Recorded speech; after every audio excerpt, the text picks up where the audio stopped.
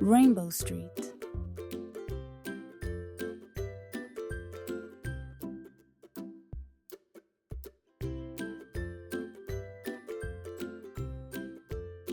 Once upon a time, there was a street called Rainbow Street.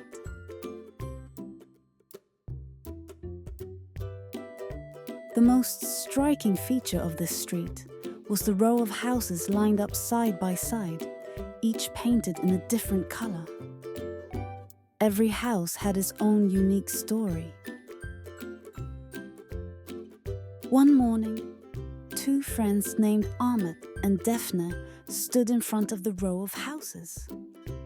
Ahmet said, "These houses are really beautiful. Each one has a different color. Let's imagine what could be inside each of them." Daphne smiled and said, "Great idea. Let's start with that pink house first."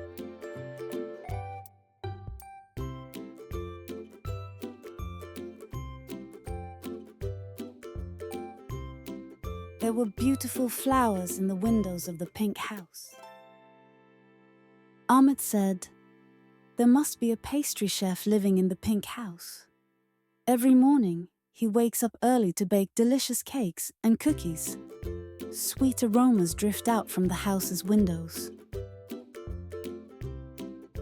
Daphne added, "Yes, and when the children return from school, the pastry chef offers them warm cookies." And they both laughed.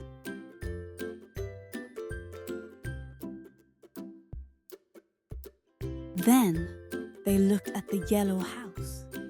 The garden of the yellow house was shining like the sun, and it was filled with yellow flowers everywhere. Daphne said, "A painter may be living in the yellow house. She must be painting in her garden looking at her flowers. Colorful paintings should be hanging on the walls of the painter's house." Ahmet said, and they laughed again. The next house was blue one. "Do you know who lives in the blue house?" Daphne asked. "I think a candy maker lives there.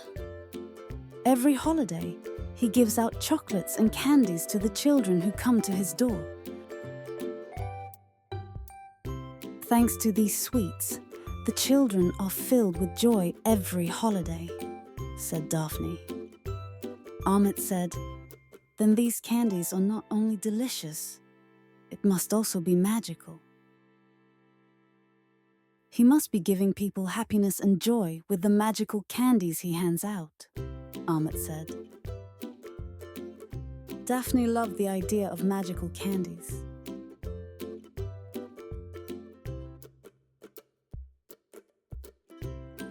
They then looked at the greenhouse. The backyard of the greenhouse was filled with fruit trees and vegetables. Daphne said, "There might be a gardener living in the greenhouse." Ahmet added, "Maybe she grows different fruits in each season and make wonderful meals and desserts with fresh vegetables and fruits for her grandchildren every day." Finally, they came to the red house. The red house was slightly larger than the other houses. Ahmet said, "There is definitely a big family living in the red house. Look what a big house it is," he said. Daphne said, "There might be 5 siblings living in this house. All of them are brothers. They must love playing ball in their garden," she added, and they laughed again.